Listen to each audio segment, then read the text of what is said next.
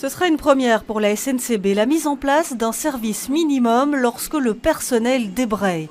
C'est la première grève des chemins de fer depuis l'entrée en vigueur de la loi, un service garanti sur base volontaire. Frabel et SNCB a interrogé le personnel opérationnel indispensable pour faire circuler les trains dans les délais de 72 heures ou plus tard avant le mouvement de grève, et puis actuellement est en train d'analyser sur base des réponses le service qui va pouvoir être offert aux voyageurs à partir de vendredi.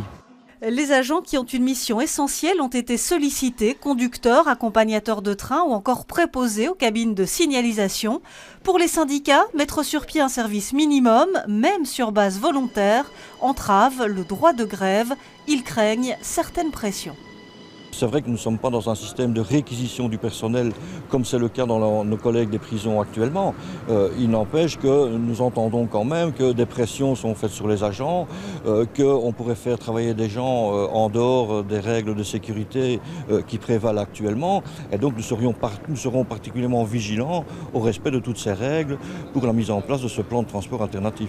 La CGSP Cheminots a introduit un recours devant la Cour constitutionnelle pour dénoncer ce service minimum.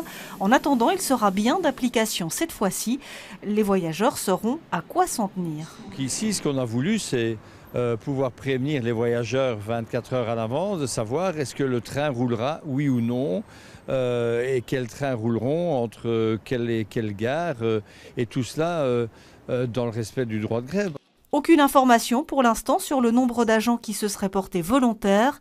Le plan alternatif de la SNCB sera accessible ce soir dès 22 h sur son site internet.